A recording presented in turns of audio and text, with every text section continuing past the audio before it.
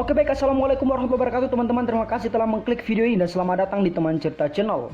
Apa kabar teman-teman semua? Semoga teman-teman semua dalam keadaan yang sehat walafiat. Dan untuk teman-teman yang baru datang nih atau baru bergabung di channel ini, admin ucapin selamat datang. Pada kesempatan kali ini kita akan membahas tentang sejarah panjang Cakrabirawa atau pasukan Cakrabirawa, pasukan pengawal Presiden Republik Indonesia pertama, yaitu Presiden Soekarno. Yang dimana pasukan ini memiliki keterlibatan langsung dalam gerakan 30 SPKI. Untuk itu ayo kita masuk ke dalam pembahasannya. Dan untuk teman-teman yang belum subscribe, mohon untuk subscribe dan nyalakan tombol loncengnya agar teman-teman bisa mendapatkan info terbaru dari Teman Cerita.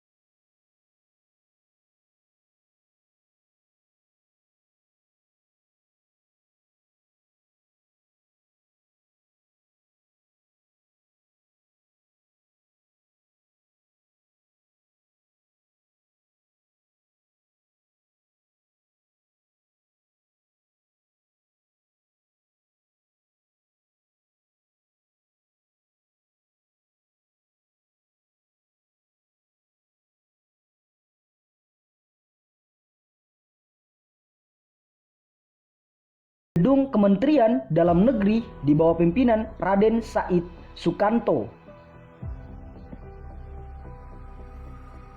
Tugas-tugas pasukan pengawal pribadi Presiden ini antara lain mengamankan perayaan proklamasi kemerdekaan Republik Indonesia, membantu pengamanan rapat raksasa di lapangan Ikada pada bulan September tahun 1945, pengawalan rombongan Presiden dan Wakil Presiden dalam perjalanan secara rahasia menggunakan kereta api dari Jakarta menuju Jogja pada tanggal 3 Januari tahun 1946.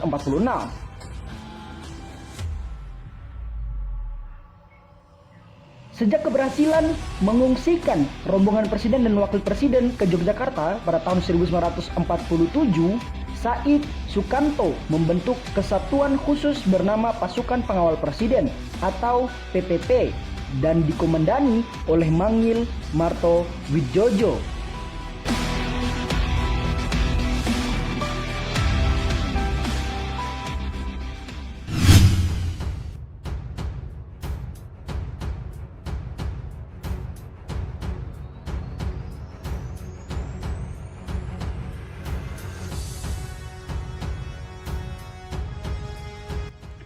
Tugas utama pasukan pengawal presiden atau PPP adalah menjaga keselamatan pribadi presiden dan wakil presiden beserta seluruh anggota keluarganya. Hingga tahun 1962, meskipun Presiden Soekarno telah mendapat pengawalan dari PPP, upaya pembunuhan terhadap presiden tetap terjadi. Puncaknya terjadi peristiwa penembakan terhadap Presiden Soekarno di saat Hari Raya Idul Adha di halaman Istana Negara pada tanggal 14 Walaupun Presiden Soekarno selamat, namun peristiwa ini juga mengakibatkan para peserta jamaah sholat Idul Adha banyak yang terluka. Berdasarkan peristiwa yang mengancam jiwa Presiden Soekarno ini, Ajudan Presiden Letkol CPM Sabur menghadap ke Istana Merdeka untuk menyampaikan laporan bahwa Departemen Pertahanan dan Keamanan berencana untuk membentuk pasukan pengawal Istana Presiden atau PPIP yang lebih sempurna lagi. Karena saat itu Mangil sudah membentuk Detasemen Kawal Presiden atau DKP yang beranggotakan satuan-satuan kecil dari kepolisian dan DPC atau Detasemen Pengawal Khusus yang cocok. Namun seiring berjalannya waktu dan semakin banyaknya usaha pembunuhan terhadap Presiden Soekarno, maka usulan dan gagasan pembentukan pasukan khusus yang memiliki tugas lebih lengkap dan menyeluruh atas keamanan Presiden tidak bisa dicegah atau diundur lebih lama lagi. Salah satu tokoh yang gigih ingin membentuk pasukan pengawal Istana Presiden ini adalah Kepala Staf Angkatan Bersenjata, Jenderal Abdul Haris Nasution. Dalam pembentukan pasukan khusus pengawal Presiden ini tidaklah mudah. Bahkan Presiden Soekarno pada awalnya tidak terlalu setuju dan menganggap perlu adanya pembentukan pasukan khusus. Karena dengan asumsi bahwa pasukan pengawal Presiden yang sudah ada selama ini telah cukup. Bahkan beliau khawatir akan rentannya suatu kejadian aksi teror terhadap Presiden terulang kembali.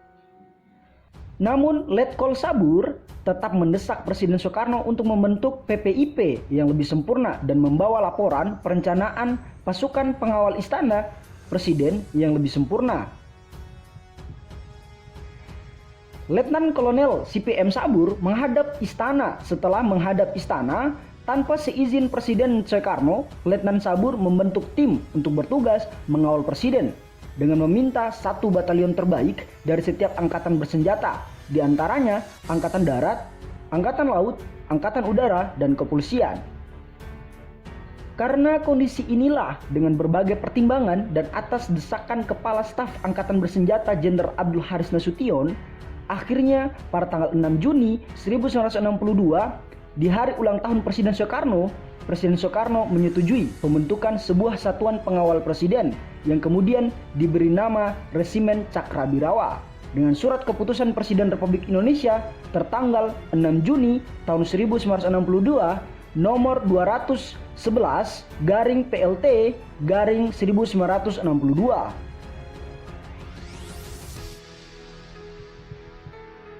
Pasukan yang dikomandani Letkol Sabur dan Kolonel Maulwi Sailan ini berkekuatan 3.000 personel yang berasal dari 4 angkatan bersenjata, diantaranya Angkatan Darat, Angkatan Laut, Angkatan Udara, dan Kepolisian. Setiap anggota Cakrabirawa berasal dari pasukan yang handal. Mereka direkrut dari bekas pasukan Raider Angkatan Darat, Korps Komando atau KKO, Angkatan Laut, Pasukan Gerak Cepat atau PGT Angkatan Udara, dan Brigade Mobil yang diberikan nama Batalion KK atau Kawal Kehormatan dengan nomor urut 1 sampai 4. Batalion 1 Kawal Kehormatan ini berasal dari 1 Batalion Angkatan Darat dipimpin oleh Mayor Eli Embran. Ia hanya menjabat 1 tahun lebih, kemudian naik jabatan menjadi Letkol, dan pada tahun 1965 Eli Embram kemudian digantikan oleh Letnan Kolonel Untung yang merupakan pindahan dari Komandan 7 atau Diponegoro, Jawa Tengah.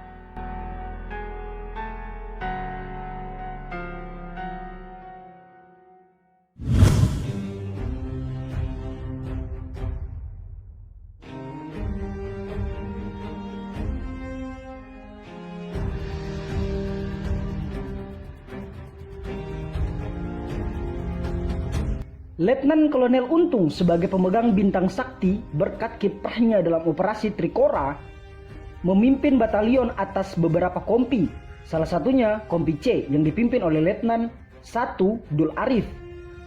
Anak buah Dul Arif dari Kompi C ini kemudian ternyata banyak yang menjadi pimpinan penculikan dan eksekutor para jenderal serta perwira menengah dalam operasi Gerakan 30 SPKI.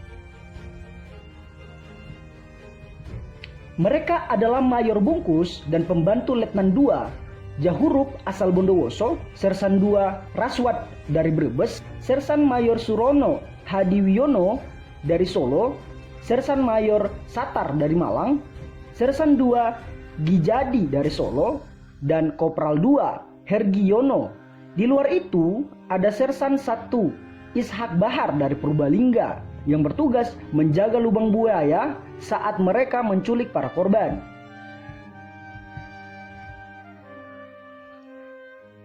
Menjelang operasi G30 SPKI, pasukan dari Kompi C ini yang merupakan pimpinan Letnan Dul Arif dikumpulkan di asrama Cakrabirawa. Dari sekitar 3.000 anggota Cakrabirawa yang berhasil dikumpulkan oleh Letkol Untung yang merupakan komandan G30S dan Dul Arif hanya sekitar 60 orang saja, yang dimana artinya yang terlibat dalam 30 SPKI dari resimen pengawal presiden ini hanya ada 2%.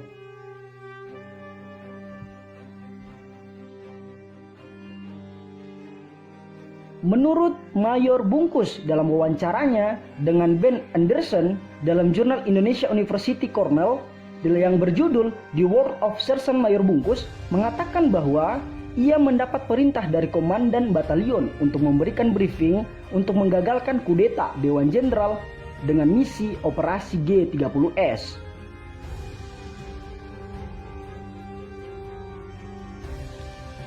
Kompi C Resimen Cakrabirawa pimpinan Letnan Dul Arif ditambah pasukan dari Batalion 454 dan Brief 1 Jaya Sakti itu kemudian melakukan penculikan dan pembasmian terhadap beberapa jenderal terbaik Indonesia, yang dimana sasaran utamanya ialah Jenderal Abdul Haris Nasution.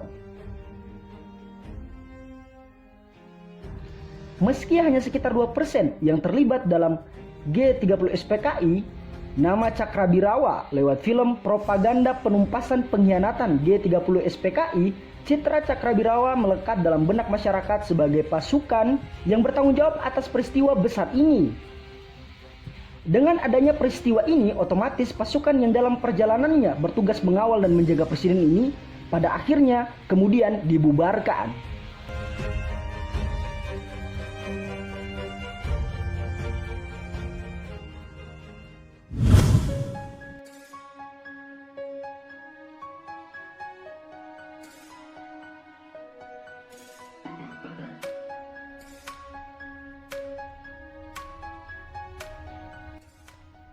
Anggota Cakrabirawa yang tidak terlibat dalam gerakan 30 SPKI dikembalikan ke satuannya masing-masing. Sementara itu, pasukan Cakrabirawa yang terlibat dalam operasi G30S menjadi penghuni rumah tahanan militer. Dan mereka yang terlibat secara langsung dalam kematian dan penculikan para jenderal dijatuhi hukuman mati, sebelumnya setelah dipenjara selama puluhan tahun.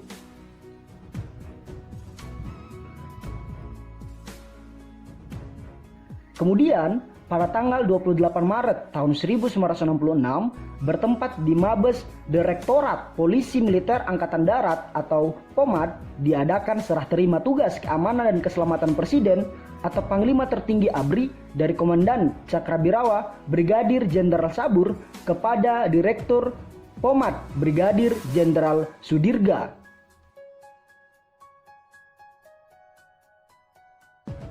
Dan ketika Soeharto menjadi presiden pada tahun 1976, akhirnya dibentuklah pasukan pengawal presiden atau Paswalpres, yang kemudian namanya berubah menjadi pasukan pengamanan presiden atau Paspampres pada tahun 1988. Dan itulah sejarah lengkap pasukan Cakrabirawa yang merupakan pasukan pengawal presiden Republik Indonesia pertama, yakni Soekarno, yang pada awalnya digadang-gadang menjadi pasukan terbaik, malah berakhir menjadi pasukan yang memiliki citra yang sangat buruk akibat keterlibatannya dalam gerakan 30S PKI. Terima kasih telah mengklik video ini atau menonton video ini. Sampai jumpa di konten selanjutnya. Thank you.